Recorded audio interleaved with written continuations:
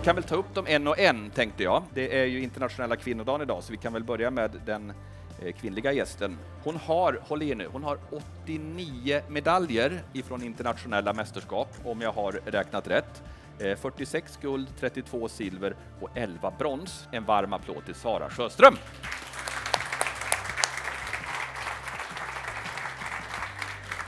Hallå! Hej, sätt dig, välkommen! Tack så mycket. Välkommen, ska vi vara formella? Ja. Tjena!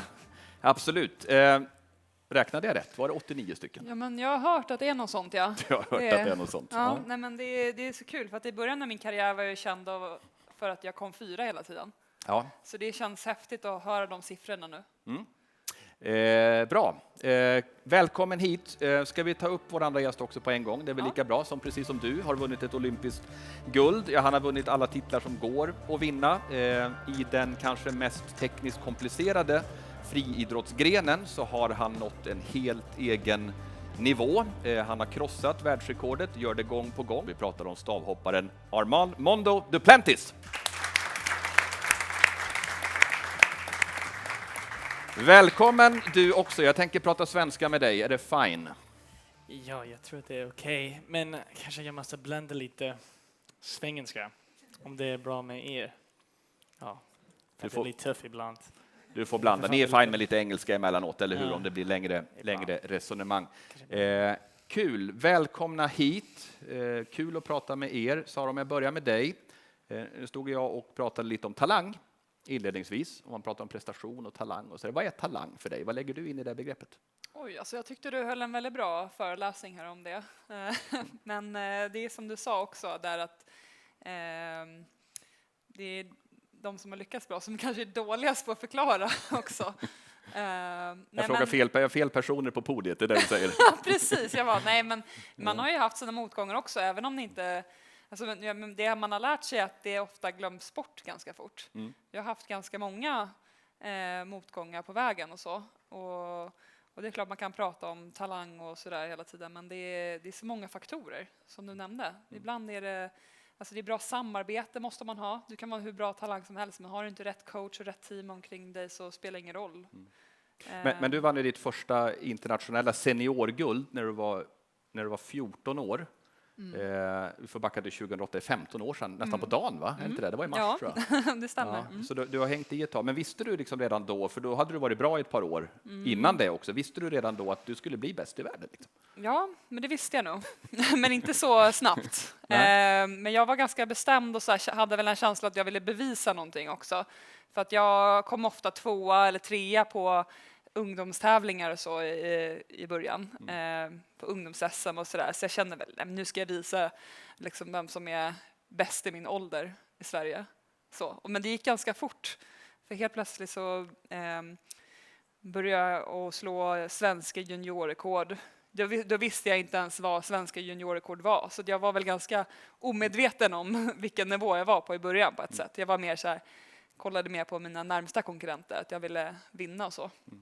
Så jag hade väl ett starkt driv att vinna när jag väl stod där bakom startpallen och var ganska orädd av mig. Det spelade ingen roll om jag gick upp i en EM-final där när jag var 14 mot de som hade tävlat i OS och vunnit många medaljer tidigare. Det spelade ingen roll. Man kan säga att man hade ingen respekt för sina konkurrenter på något sätt. Utan det spelade ingen roll vad de hade gjort innan eller vad jag hade gjort innan. Jag gick in och vågade tävla. Men är inte det helt sjukt nu när du nu ser tillbaka på den 14-åriga Sara Sjöström, vad hon ändå bara gick in och nitade till de andra? Ja, nej men då tänkte jag inte alls på det. Det var jättesvårt att förklara då, men man får ju perspektiv på det. Och nu när man träffar en 14-åring så förstår man ju att man var ju ett barn som tävlar mot vuxna. Det var ju ingen ungdoms-EM jag var på. Det var sista EMet innan OS 2008 när jag hade tuffa mål för att jag var på ett EM och jag tänkte att jag ska ta mig till final på det här EMet. Man trodde ju inte att man skulle gå och ta guld. Det var ju en riktig surprise kan man säga. Mondo, du var bra när du var ung. Yep. Också. Du rensade... Ja, skönt att konstatera det, Sebba. Ja. Du rensade åldersvärldsrekorden liksom redan från när du fick... från att åldersrekord finns egentligen. Vad vad såg du tidigt i ditt stavhopparliv, så där redan när du var 6-7 år gammal? Var det som nu händer som du såg framför dig? För mig det kändes som jag bara hade en jättestark mentalitet från början. Och när du snackar om talang, jag tror att det är många som de bara tänker om fysisk talang. Och du, yeah, okay, maybe I have to take this in English actually, it's a little bit tough.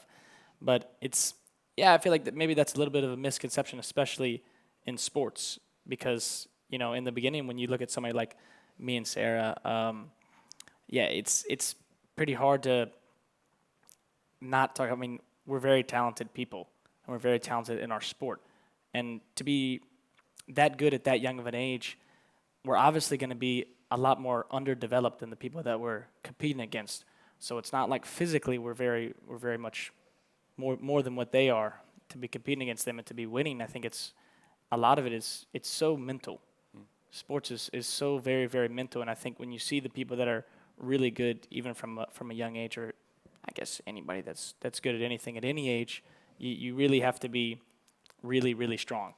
And the people that can figure out a way to just pick up on things very fast and they can be good at a very young age, and there was just something kind of in the hard drive that from the beginning they just developed earlier and it's more up here, and they just developed in a way where it just felt like it's just this kind of this mental strength that just got them to be to that level so fast as it did. But I mean, many people, they learn from losing, right? And they get mental tough from losing. But you won all the time when you were young. So where does this mental toughness come from? But I think you lose a lot of inner battles within yourself, a lot along the way. And I think that just every day in training, for me, I was a very driven child, and I always expected so much out of myself. And so it felt like every day it was not necessarily, I was trying so hard to get better, and I had such big goals for myself. It felt like just because I was showing up to a lot of the competitions and doing pretty well and winning a lot of the competitions, especially for the competitions within my age, definitely. I feel like there was a lot of losing in the sense, because there was, when I put such high goals for myself, I didn't really achieve everything that I wanted to all the time, day in and day out.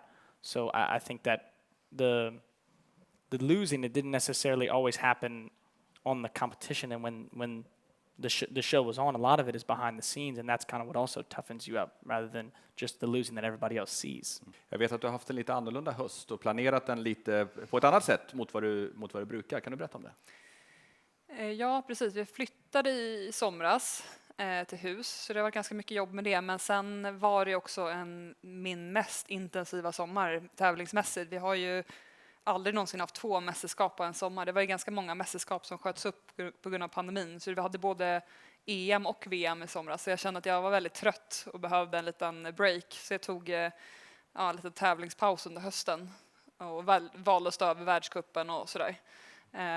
Och det var väldigt skönt att få mycket tid hemma. Men du simmade ändå, 30 mil i veckan eller någonting sånt? Ja, mellan 20 och... precis, nej inte riktigt, nej. Ja, nej, men vad blir det? Jo, 20 000 meter i veckan ungefär. Du kan simma 50 000 i veckan om det är tuffa veckor, är det så? Jag kom precis hem från Teneriffa träningsläger, så då låg jag på ungefär 100 000 meter på 2 veckor. Ja, nej, det gäller ju att ha det där pannbenet och också kunna upprepa någonting gång på gång. Alltså det är ju inte alltid kul när man ligger och simmar fram och tillbaka, men jag måste ju liksom fortsätta. Det är samma för Mondo, att göra liksom alltså, man hade kanske tröttnat på 2 dagar, men att det är lite det handlar om i idrott, att bara mata in en rörelse flera gånger i flera år. Då sitter det när det väl gäller. Det är ju det som det handlar om också för alla som håller på med idrott. Men jag måste fråga då, som du säger att du håller på att bygga om huset också. Valde du blått kakel? Ja, exakt. Ja, det hade ju varit något. Ja. Eller är du väldigt trött på blått kakel? Ja, nej, det var väl inte den finaste färgen att välja hemma kanske. Nej, det var så. Ja. Hur bra är du att simma, Mondo? Are you a good swimmer? Jag tror att det är min hemska sport. Men jag kan inte göra det bara. Du kan inte simma. Jag vet inte, jag var alltid jättedålig på det. Du sjunker. Nästan. Jag vet inte, det är inte min grej bara. Like, jag är inte bra på det. Många friidrottare är jag kan dåliga på att simma av Är det så? anledning. Ja, det är, jag har sett Stefan Holm simma. Det var ingen vacker syn, ska jag säga. Ja. Men Ja. jag är som en hund. Jag bara, Ja. det känns Men jag tror det att ni har känns onaturella. mycket starka och explosiva ben. Har ni, det kanske bara Men du måste flyter veta hur dåligt. man använder det. Ja. Det gör Ja. ingenting för dig om du vet inte hur man gör det.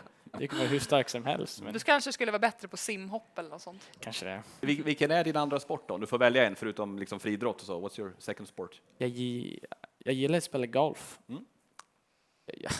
Jag ska inte säga att jag är så bra på det, men jag gillar jättemycket att spela golf. Det finns är vad de jag gillar. som känner dig väl som säger att du ser fram mer emot golfsäsongen än friidrottssäsongen. Ja, det... ja, nästan. Men golf är jättekul. Och det är jättekul för mig, för att det känns som livet för mig, det blir mer och mer hektik. Så när det är mer att göra och tävlingar och allting som jag måste göra. När jag spelar golf, det är en way to block everything out. Och när jag spelar golf, jag fokuserar både på min nästa slag och det är det är therapeutic. Det nästan. måste jag lägga till där också. Jag som har tränat också med många av de bästa simmarna i världen och träffat många idrottare. Alltså, de som vinner, det är ofta de som är bäst på att koppla bort sin egen sport också. Och våga leva lite och ha ett annat intresse också.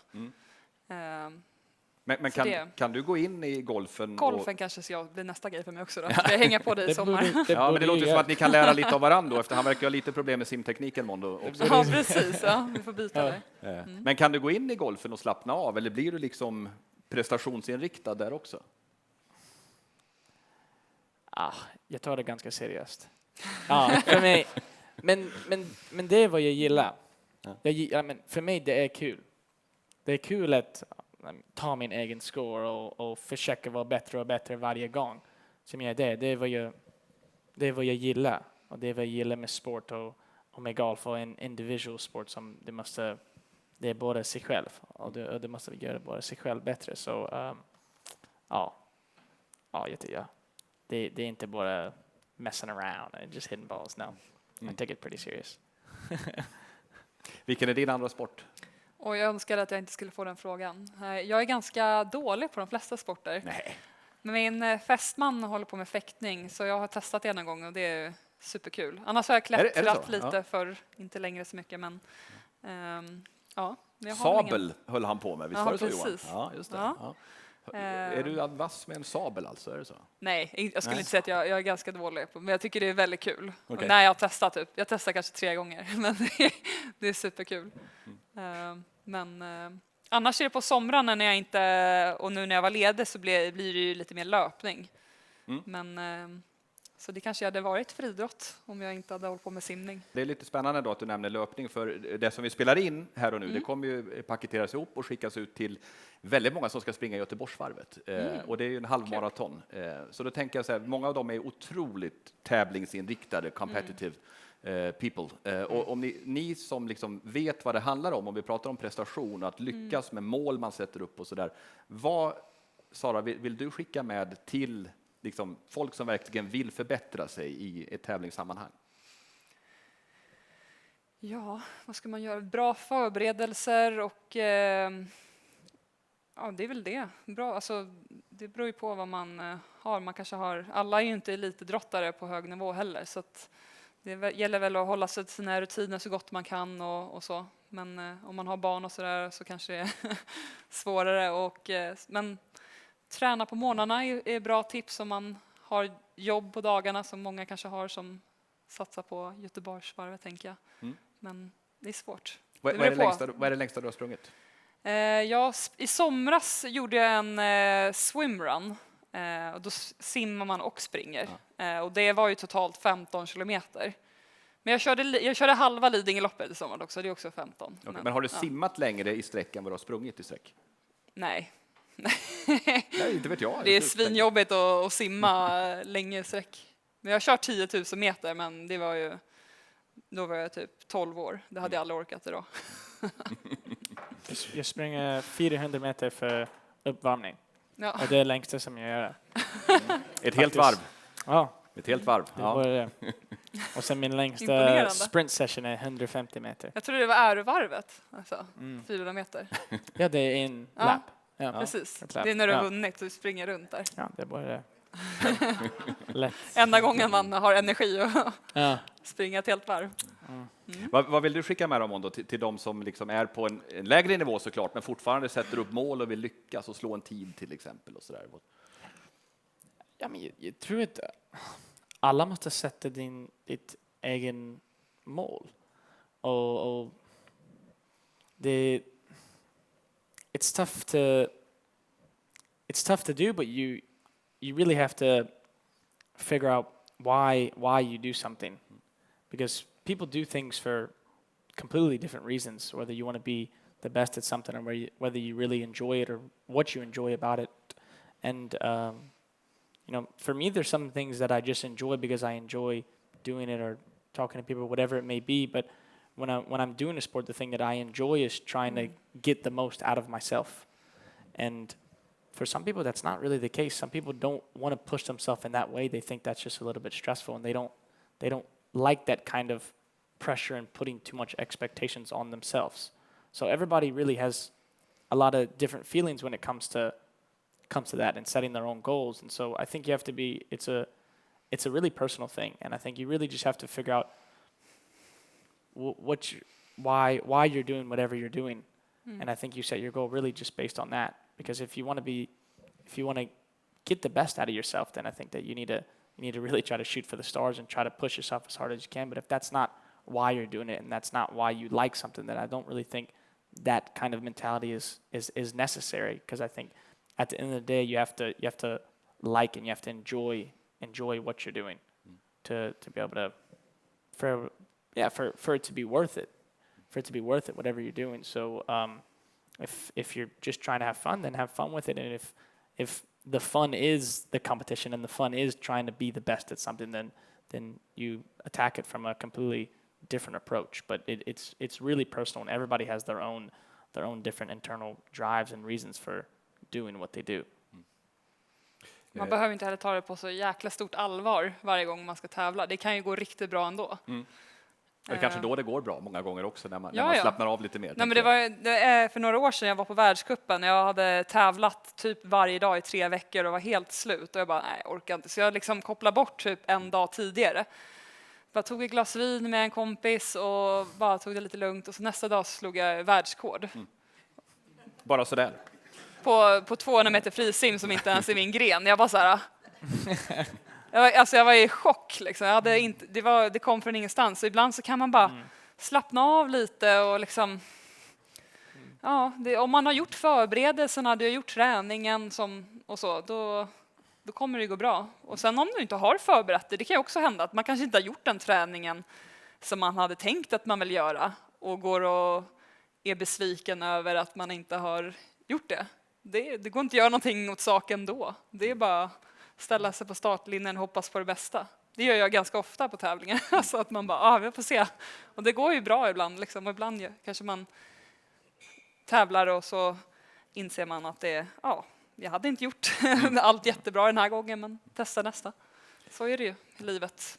Jag berättade i början här att jag gillar att samla på mig liksom, tips och erfarenheter från de som verkligen vet hur det lyckas. Nu skrev jag det, drick mer vin, skrev jag här. Nej, det inte. kändes som med handfast tips som jag kan. Ja, precis. Nej, men lite med måtta är ju alltid bra, tycker jag. Ja, måtta är bra. Man bör inte gå all in på saker. Ja. Drick lagom med vin. Lagom, precis. Mando, om vi tittar på vad du har gjort. 6:22 nu senast. Du höjer rekordet gång på gång. Jag sa att du är i en nivå som ingen annan är i närheten av, och så känns det ju verkligen. När du slog världsrekordet senast med 6:22 så var det en omröstning i en av kvällstidningarna där folk fick gissa hur högt de trodde du kunde hoppa som mest i karriären. Och då var det 52% trodde 6,30, 23% trodde 6,50 och resten, drygt 20%, trodde 7 meter. Ja, 7 meter, det är ganska högt. Ja, det... Men nu höjer du 1 centimeter åt gången och det finns ju skäl till att du gör det. Men vad tänker du om så här, vad är möjligt? Jag vet inte faktiskt. Jag vet inte exakt hur högt jag vill hoppa. Jag vet att 6,30 är jättemöjligt. Och jag tror att det kommer hända för mig. Jag vet inte om det kommer hända i år eller nästa år. Men på slutet av karriären, jag tror jag ska hoppa 6,30. Men annars, jag tänker inte så mycket framåt faktiskt. Det är inte hur jag är. Jag fokuserar jättemycket på the present och nästa tävling och nästa säsong. För mig det är jättesvårt att tänka så mycket framåt. Det stressar mig ganska mycket faktiskt. Och för mig det är så många som frågar mig om OS och Paris och allting. Och för mig, helt ärligt, jag tänker inte på det. För mig det är fortfarande 2023 och jag har VM i sommar och allting. Och för mig, det är både svårt att tänka så långt härifrån. Så för mig, jag ska försöka bara, hur säger man, göra min grej och höja ribban hur mycket jag kan. Step by steg. Och vi får se vad händer. Bra uttryck där, göra min grej. Med Stockholms dialekt dessutom. Det måste man... Är det? Ja, det tyckte jag nog. Ja, Fick du till. Men jag tänker, Sara, det är väldigt speciellt för er som är så meriterade och så bra. Jag vet inte, hur många världsrekord har du slagit?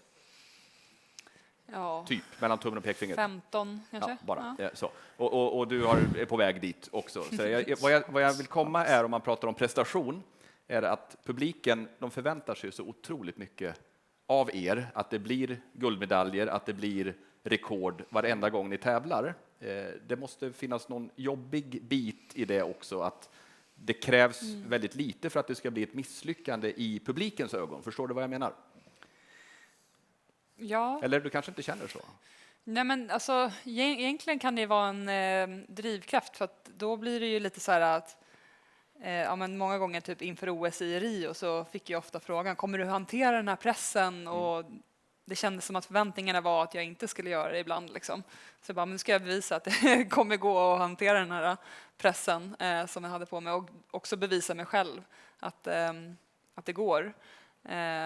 Och så där. Så att det är väl det som man får försöka jobba med. Och, det är inte lätt såklart. Och jag sa det till förbundskaptenen en gång för några år sedan. För jag kom 2:a på någon gren. Och så såg jag svenskarna på läktarna. De var så här, såg besvikna ut. Ja. Och då sa jag ifrån till henne. Jag bara, varför kan man inte få se lite mer glädje? Så här, för att när de andra svenskarna tar en silvermedalj så är det värsta. Så då, efter det så har alla blivit lite mer glada och sådär. Även när det blir en bronsmedalj ibland. Det är ganska härligt. Nej, men det är viktigt att man försöker fira varenda framgång. Det går ju inte så, som elitidrottare på den här nivån så kommer inte alltid man kommer inte alltid vara bäst. Det ingår ju att komma 3 ibland och ibland till och med missa finaler. Jag har gjort på mästerskap. Det har varit, det ingår att göra misstag liksom ibland. Men jag såg, Mondo, det var någon tävling du gjorde när man kan läsa i tidningen, han hoppade bara 6,10. Förstår du vad jag menar också? Att förväntningen blir ju hela tiden att du ska ta kliv som ingen annan har tagit ännu oftare och ännu mer. Liksom. Ja, men så är det. Förra året efter jag vann VM, det känns som jag har gjort allting som en friidrottare kan göra. Och jag har vunnit allting. Såklart jag vill göra jättemycket mer. Jag vill hoppa mycket högre, men det känns som, hur säger man, prove. Bevisa. Ja. Det känns som för mig, jag måste inte bevisa någonting till någon annan. Nu, såklart jag vill bevisa mer till mig själv, för att det känns som det är mer som jag kan göra. Men jag har gjort jättemycket. Och jag tar det inte för givet, och för mig, jag är jättetacksam bara för situationen som jag är i. För att jag är bara 23 år gammal. Jag har vunnit US-VM, slagit 6 världsrekord nu. Så för mig, som hon också, hon är samma men mer bara. Så men jag tror att du borde tänka samma som mig. Det känns men det är som man bevisar för sig själv hela tiden och sådär. Det är det viktigaste. Sen också som du nämnde med tacksamheten är ju och inte bara tacksamhet för att kroppen klarar av att lägga alla timmarna utan också tacksamhet till teamet som man har runt sig. Det är ju jätteviktigt. Ja, och att alla de som vi har runt oss står ut med oss hela tiden, det är ett under. Eller hur? Ja, det är sant. Det är sant. Och, No. Och för mig såklart, jag vill göra jättemycket mer. Jag tror jag kommer göra mycket mer, men alla nu är just a cherry on top. Faktiskt. Vem av er tror ni själva är den sämsta förloraren? Nej, men jag har varit en riktigt dålig förlorare förr i tiden och så här bara varit skitsur och bara slänger grejer och är jättegrinig. Men alltså jag har ju ändå hållit på i ganska många år nu med, så jag har väl lärt mig att hantera mig själv på olika plan. Så att jag reagerar inte på besvikelse på samma sätt idag som jag kanske skulle göra när jag var 20 till exempel. Man förändras ju hela tiden och det kanske många känner igen sig i liksom. Ja. Typ samma svar för mig. Jag var jättedålig med det förut, men nu jag blir bättre och bättre. Men jag förlorar inte så mycket, så jag vet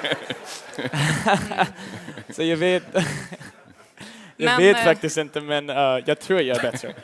Men jag tycker också man lär sig ju att det är inte så farligt att misslyckas ibland heller. Jag tror det är därför jag är lite snällare mot mig själv nu kanske än förr, men det är väl det.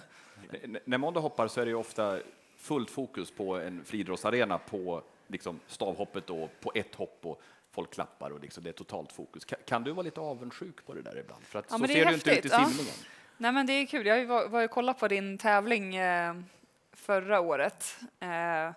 Och att det liksom blir en helt... För att om jag hade haft en egen tävling och alla hade kommit och kollat, satt sig där liksom en halvtimme innan eller någonting. Och så simmar jag i typ 23 sekunder, sen är det ju klart. Sen går de hem. Men det kan de ändå följa. Så det konceptet funkar inte riktigt i simning. Så det kan man vara avundsjuk på ibland. Att ni får... spänningen ökas långsamt lite. Men kan du höra någonting när du simmar? Ja, lite. Det tänker man inte på. Det är ju också så här ganska teknisk sport, så man måste ju vara väldigt så här, fokusera på vad man gör. Så då, det blir ju bara brus i bakgrunden som man glömmer bort. Ja. Men vet du liksom i ett viktigt lopp om du leder och så? Har du koll på det?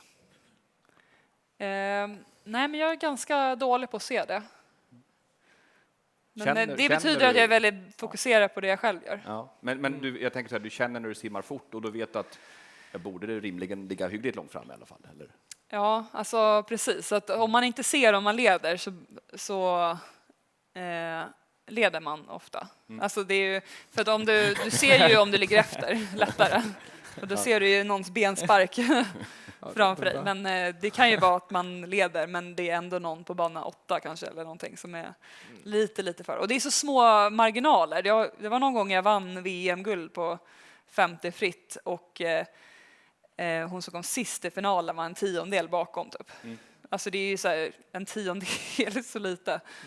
Så det är väldigt små marginaler. Så att det är svårt att veta om man leder eller inte.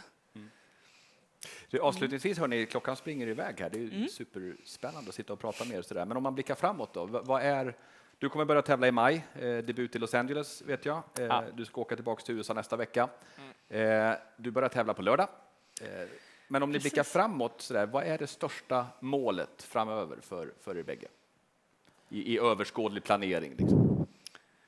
Ja, VM i Japan i juli. Sen OS i Paris nästa år. Det blir mitt 5:e OS. Är det dit, ser du det liksom, är det dit du ser och så kul. tänker du inte längre? Eller tänker du så här att Nej, men "Ja, jag simmar när jag är tänker, 45 också"? ja, inte 45 kanske, men så gammal är jag inte i LA. Då är jag bara 34. Så. Ja, men det kommer ju nya OS sen. Det är inte Absolut. slut Nej, där. men, absolut. Det finns en stor chans att jag kör LA också. Det är inte så långt kvar. Det är bara. Men jag är lite som Mondo också. Jag försöker komma ihåg vad jag ska göra imorgon också, först och främst.